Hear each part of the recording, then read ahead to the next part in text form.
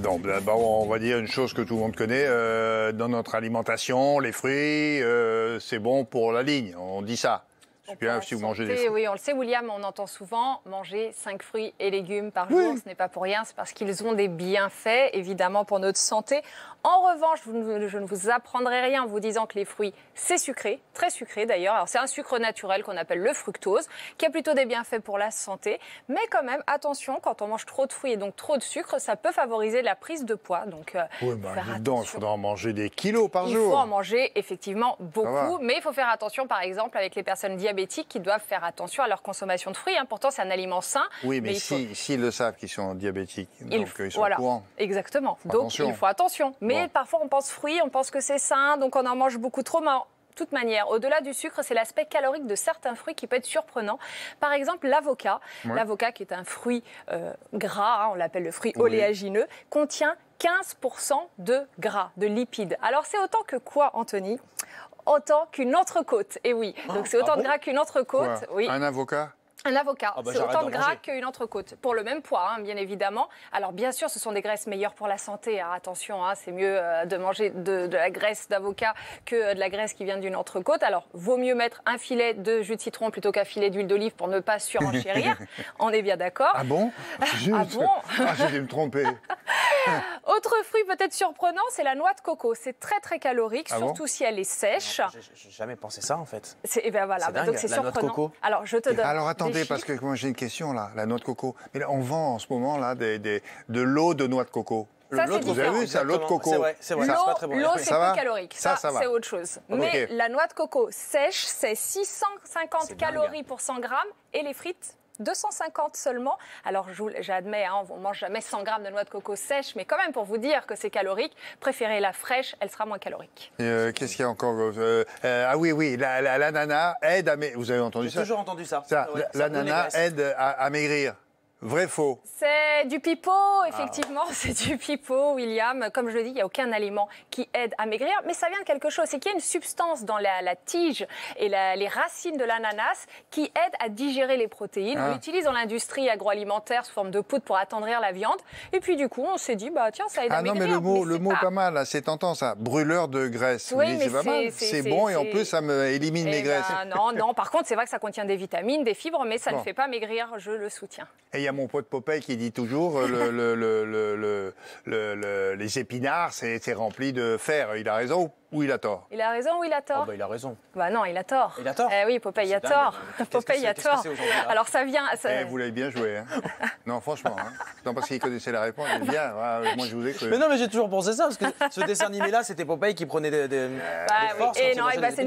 Une fausse idée reçue. Pourquoi? C'est une erreur de virgule dans les chiffres. Tout simplement, ça vient d'une erreur. En plus, on l'a bien utilisé. Écoutez bien le coup. En plus, on l'a utilisé après-guerre où on manquait un peu de légumes et on était en restriction alimentaire. Donc, pour faire manger des légumes aux enfants, on disait tu vas être comme Popeye, génial, mange-en. Il y a plein de fer, sauf qu'il y a moins de fer, par exemple, que dans les lentilles ou les haricots secs. Et pire encore, entre guillemets, c'est que le fer végétal s'assimile moins bien que le fer animal. Donc, Popeye aurait mieux fait de manger de la viande s'il voulait avoir des gros muscles. Donc, effectivement, les épinards, c'est bien pour d'autres choses, pour le potassium, le calcium, la vitamine E. Oui, ça marche. Mais il y en avait beaucoup après la guerre. On disait mangez-en. C'est ça, voilà. parce que ça va faire comme Popeye. Il en restait.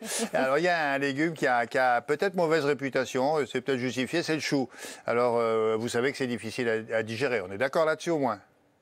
Oui, les gens qui, des fois, veulent maigrir, mangent de la soupe aux choux. Bon, en tout cas, c'est ça sent très mauvais. C'est pas forcément bon. C'est ça l'idée, quoi. Effectivement. Mais c'est complètement vrai, oui. Chou-fleur, chou romanesco, brocoli, oui, ce n'est pas très digeste. Ça donne des flatulences, des ballonnements, on le sait. Sympa. Et effectivement, c'est parce que c'est riche en fibres et en certains composés soufrés qui donnent cette vilaine odeur, effectivement. Alors, pour le rendre plus digeste, j'ai quand même une petite astuce. Vous faites cuire votre chou dans de l'eau.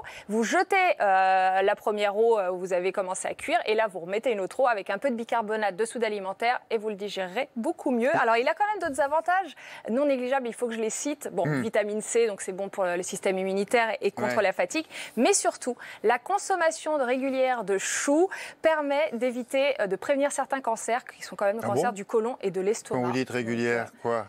Si vous en mangez 2-3 fois par semaine. 3 fois par semaine? Ça fait peut-être beaucoup. Mais beaucoup de... Il y a un autre fruit là qui a bonne réputation. Enfin, je dis bonne, je me trompe peut-être. Les pruneaux.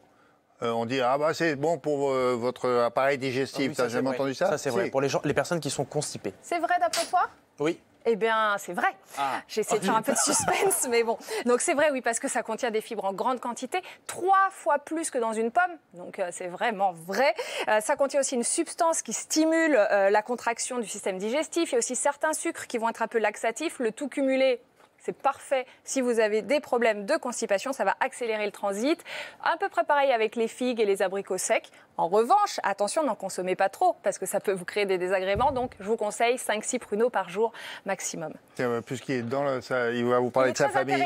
Ma grand-mère me disait tout le temps que les carottes, déjà, ça rendait aimable. C'est pour ça qu'elle voulait que j'en mange. Mais ça, on sait que c'est faux. Mais surtout que ça donnait le teint rose. Le teint. Ah, le teint? Pas les cuisses, moi j'ai toujours entendu le teint. Le teint, les cuisses, tout ce La peau, quoi. Bon, ben oui, grand-mère avait raison. C'est vrai? Ça donne le teint allé, en fait. Alors pourquoi? Parce que dans la carotte, il y a une substance qu'on appelle le bêta-carotène qui va stimuler la production de mélatonine. La mélatonine, c'est ce qui vous permet de bronzer. Pour protéger votre peau des UV. Donc indirectement, effectivement, la carotte va vous aider à avoir ce petit teint. Et évidemment, vous l'avez peut-être vu déjà dans les gélules à l'approche de l'été, préparer votre peau. Il y a ça. Eh bien, c'est ça. Et dans des crèmes teintantes. Et oui, aussi. Des fonds de teint teintants. Mais je vous assure que si vous mangez des carottes tous les jours, vous allez avoir ce teint un peu plus allé. Et ben voilà. Alors, on dit souvent que pour profiter de toutes les vitamines, de tous les nutriments, il vaut mieux consommer les fruits et légumes frais plutôt que surgelés. A priori, Eh bien, c'est une fausse idée. Donc, il vaut mieux les légumes surgelés. Pourquoi? Parce que les frais, finalement, à partir du moment où on les accueille et qu'ils arrivent à l'étalage, il y a de la lumière, de la chaleur, du temps qui est passé. Les nutriments se sont altérés. Alors, dans le surgelé, c'est fait automatiquement derrière la surgélation. Donc, ça bloque les nutriments et ils sont encore là. Alors, bien sûr, je finis juste là-dessus. Si vous prenez une pomme à même l'arbre, elle est pleine de vitamines. Je parle vraiment de ces fruits et légumes qui ont été acheminés. C'est la pertisation, finalement. Quand on le sort, le légume de terre, et on le met tout de suite dans et on ferme. Voilà, et donc tout de suite, il est là, il garde ses figé. Voilà. Ben voilà, merci beaucoup.